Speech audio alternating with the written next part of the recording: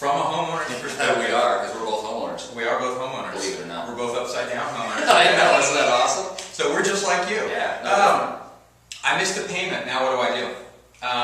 Go borrow some money.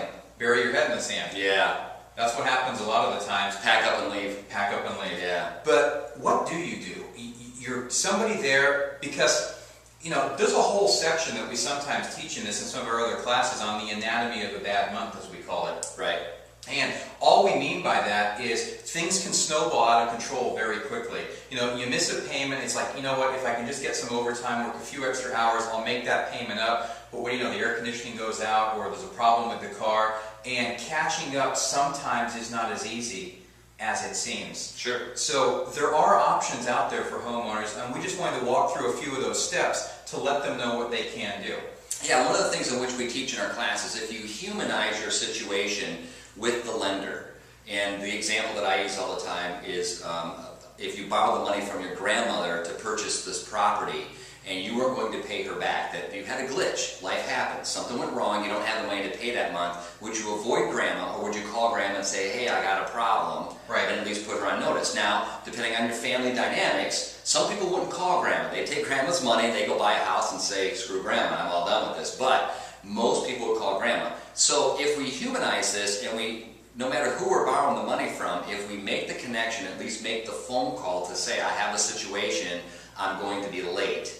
Usually, that's the very first thing that people should do to at least soften the blow. Exactly. So, first and foremost, if you've missed a payment, you can't make your payment, you're struggling, you think there's something going, might change in your situation, contact your lender. Don't be afraid of them. Contact the lender. Let them put notes in the system. Tell them what's going on. They're going to try and work with you to find out if it's a temporary situation or if it's something a little bit more permanent. Right. I mean, that same evil bank was the same awesome bank that loaned you the money not that very long ago. Exactly. So why be afraid to call? And keep a conversation log. Right. The bank's not the enemy. Now, I'm not a huge advocate for the banks. We all know the banks are in business to make money. Don't get me wrong. There is business behind everything in real estate. But if you borrowed the money, call them to let them know that you have a problem. Exactly. And some of the other options, a lot of people have heard about, well, what about a loan modification? What about this? Well, loan modifications never work. We'll be the first to tell you that loan modifications are challenging, but they can work in certain instances. Yeah, I hate when someone says, oh, loan mods never work, they never work, they never work. We've got people all the time that have a successful loan mod. It just happens to be a very small percentage of people, number one, actually qualify, and then number two, will stick to it. So go back to the grandma theory. If grandma says you can pay me 35% of what you were paying me before, 75% of what you were paying me before, then pay it. But most people go, I got this loan mod, oh, I decided not to pay that either. Exactly. Yeah. And the flagship program for loan modification, so to speak, is the HAMP program. Yep. That was brought out by the Treasury a couple of years ago. Since it was brought out, about 270,000 successful permanent loan modifications have taken place. So if you're out there and you have a question on whether or not you might qualify for this program, or you might be able to use the HAMP tools that are available, there is a check that you can do. And there's a website I'm going to give you right here. It's www.check,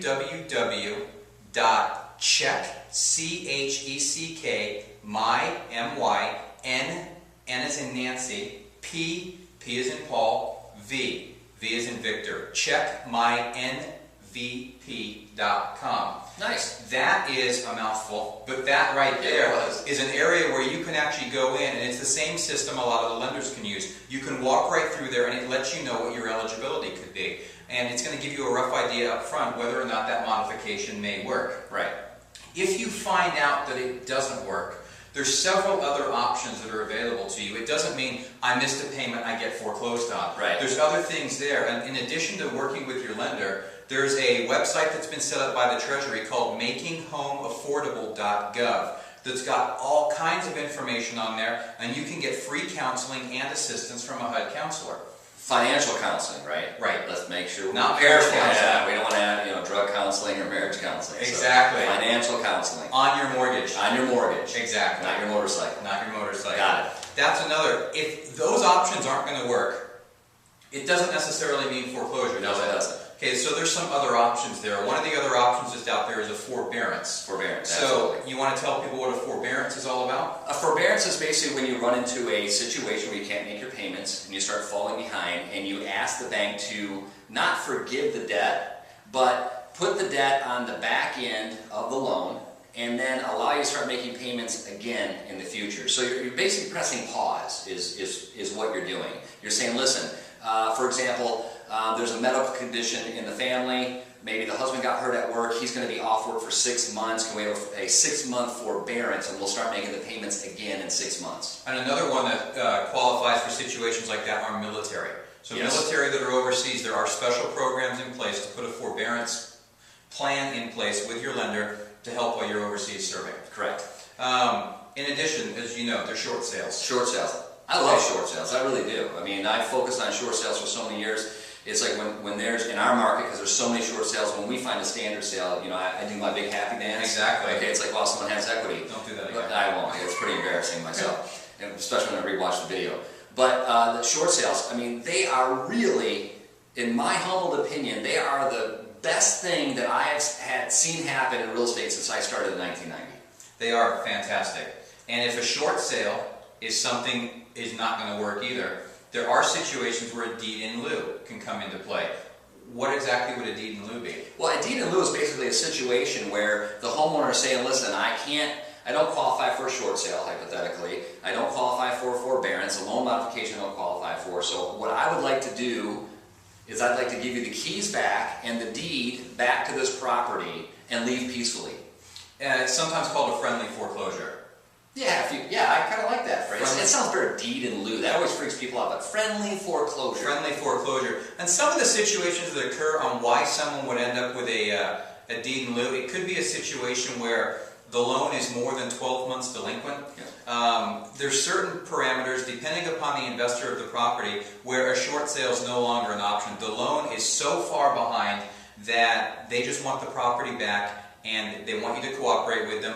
Like HAFA, in many cases, if someone does a deed in lieu, they can also get $3,000 at the end of that. And it just turns the property back over the bank and they can go ahead and dispose of it.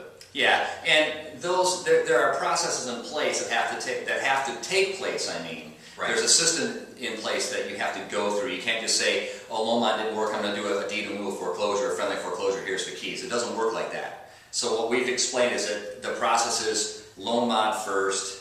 I lost my train of thought. Help me. Possibly forbearance. Possibly forbearance, short sale, or then foreclosure. So Right. you have to be careful. Exactly, exactly. So there's several different options out there. It doesn't mean I miss my payment, I'm going to get foreclosed on. The banks do not want to foreclose on your home. They really don't. There's lots of help out there. Again, makinghomeaffordable.gov is a great website to go to. But as always, s2neg.com. You can get all the information that you need. You can ask us questions. You can interact.